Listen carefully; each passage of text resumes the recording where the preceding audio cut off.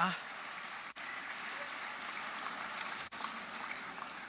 Okay, you'll have to bear with me today. You know how sometimes I have days when I have an energy surge. This is one of those days.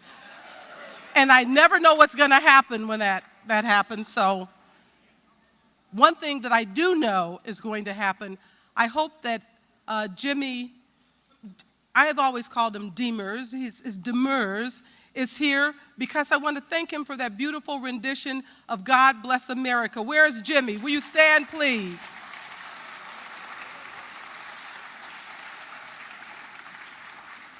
Thank you, Jimmy. That was just beautiful last night. And Jimmy and his brother Donnie will be here on Sunday after the Cole Porter movie, and they're going to have a live performance on stage. So that's Sundays at Ebertfest. Today, before we introduce our movie, there are two orders of business. One is this. I always feel like I don't give, or we don't give collectively, enough information about our filmmakers and our special guests when they're here because we have a limited amount of time. So I want you to know how important it is to look at those programs that the Daily Illini prints for us. They are beautiful, and we try to go through a really rigorous process of putting them together. They contain all of the reviews of the films that we show, but they also contain background information about some of our guests. An in-depth portrait of some of our guests can be found in the News Gazette. And I tell you, this year, I think Melissa Murley just outdid herself every year.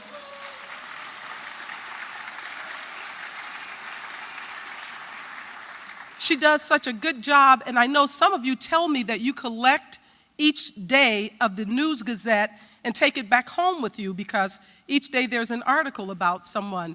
Well, some of the articles this time started before we arrived. So I asked if there are any past issues from the last week because I think there's an interview with Norman Lear, there's an interview about Jimmy and Donnie, there's an interview about Hugh Dancy, there's an interview about Robert Townsend, I think maybe Charles Burnett, and she actually had some facts about our guests that I never knew. So these are really interesting, and I think we're going to make the News Gazette available back in the East Lobby. I hope I'm not wrong about that, but somebody will let me know.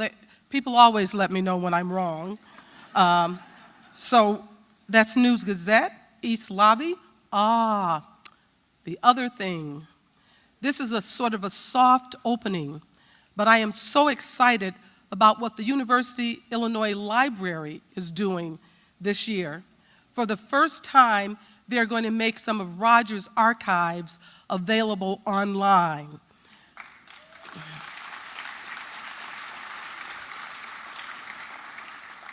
And we decided to do it as a soft opening first so that you will get a chance to look online to see some of the things. You will be amazed. Some of you who knew Roger personally will be able to see how the Roger Ebert that became a national figure was right in the making here at the university. Some of his ideas, some of the things he fought for, some of the things that he fought against.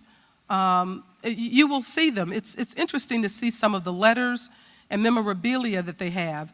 And back in the East Lobby, they will have an exhibit of some of those things that you're going to see online. At some point, the university is going to do a big rollout of the archives and with a press release and everything, but we wanted to have the Ebertfest audience to have the first crack at seeing that, so make sure you look for that.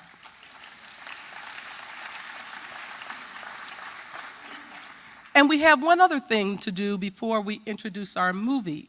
You know how important it is for those, I said last night how grateful we are for those of you who come to Ebertfest year after year, and also for those who come for the first time. But right now, I want to recognize two couples and one person who've been here. Rick and Janine Stevens, are you here? Will you stand, please? Thank you. I think they've been here all 19 years. And Kathy and Dave McCurdy, they're also alumni of the university. And we have Diana Armstrong as well.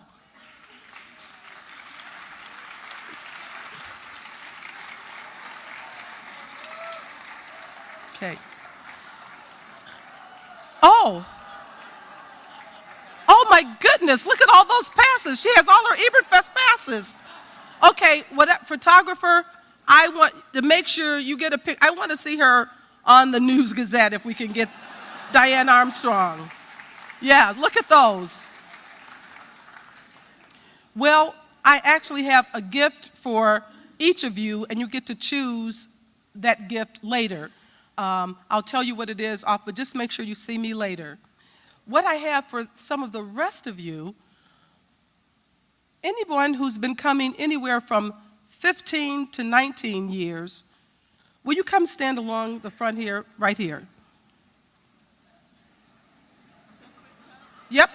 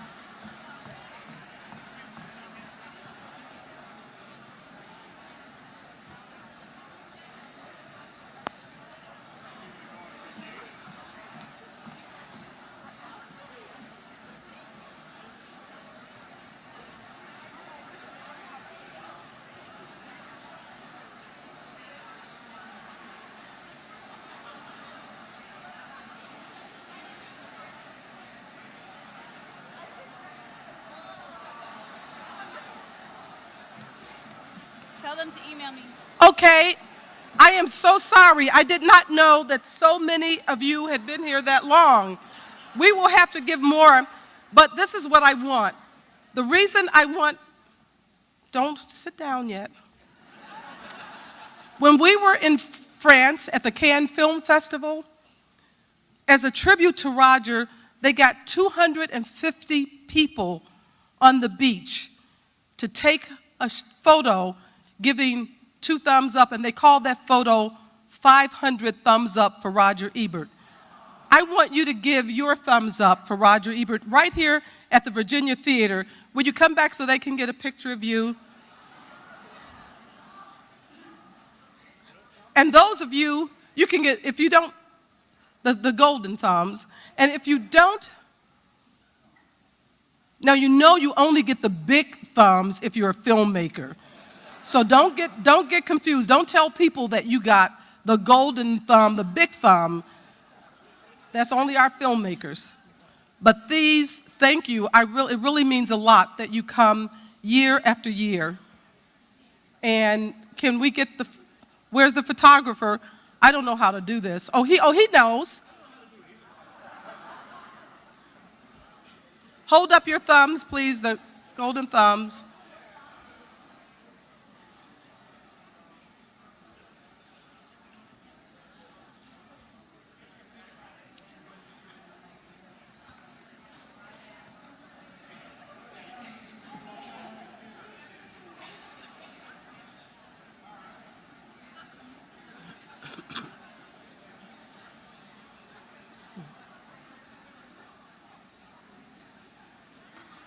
And those of you who've been here for anywhere from 15 to 19 years, if you didn't get your thumb, we'll get it to you. Just send an email to us either to Casey or send it to us at ebertfest@yahoo.com. ebertfest@yahoo.com. Or Casey, where else should they send it?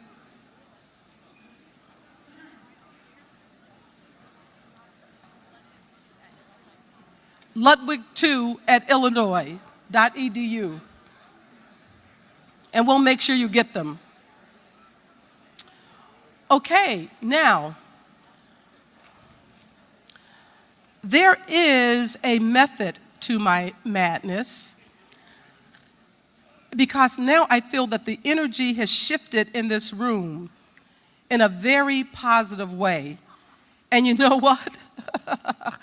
That's great, because the movie that you're going to see is going to shift energy all over you. It is hysterical. It's also true, based on a true story. But it's not a documentary. It's a narrative feature by a person who is very near and dear to me. And the fact that she's near and dear to me is not why she's here. She's here because after Roger and I saw her movie, I think it was in 2011, we looked at each other and we were laughing, and Roger wrote about it, and we said, that was one movie that went on our list. We have to get her here at Ebertfest one day. I am so sorry that Roger's not here to see this director today, but you know, it's no secret that I believe in the afterlife, and I believe that Roger knows that she's here, and he loved her. We've been knowing her since she was like 13 years old, and we used to sit around the dinner table, excuse me, and her father encouraged her. This filmmaker, her name is Tanya Wexler, and her father, she had very strong opinions as a teenager. And we would sit there, and sometimes she would be the only child around the table of adults, and the only one vociferously expressing her opinions. And everyone looked like, where did this child get this confidence? And her father would encourage her. Someone would try to break in, or he would say, no, Tanya's speaking. Yes, that's right. Because he wanted to encourage her as a woman to have a voice. And I saw her develop that voice as she grew up and, found herself in so many ways, and then found the beauty in her filmmaking. Tanya Wexler is a New York-based film and television director. Some of her films include Balls in the House, Finding North, and her film, which we will be screening today, Hysteria. It's a Victorian-era-based comedy about the invention of the vibrator. And I'm going to have her on stage, and then she'll introduce this very dreamy movie star backstage, who you'll see very soon. But one other thing that I want to tell you about Tanya Wexler, because those of you who have been coming for years know that several times we've had the Academy Award-winning cinematographer Haskell Wexler here, and in fact, last year, Ebertfest was dedicated to him. That's the niece, that's her uncle, Haskell Wexler, and she's the sister of Daryl Hannah. So they come from a very interesting and creative family, and I am so pleased to introduce the director, Tanya Wexler.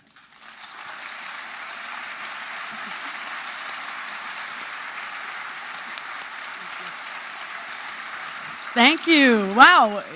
It's a 1 o'clock film. I'm so happy to see you all here. I cannot wait to watch you guys watch this film. Don't worry, I'll bring out the much more interesting human who's backstage in a moment, but I just wanted to say quickly that Hysteria is about many things. It's supposed to be fun, please laugh. It is about denial in the face of overwhelming truth. It's probably a pretty important thing to take away from it at this day and time. But with no further ado, I will introduce the wonderful Hugh Dancy, the star of the film.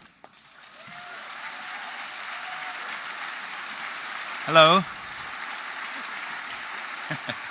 Good afternoon. I'm not going to say much. Your introduction to the movie, sometimes you just got to dive right in there, because when you start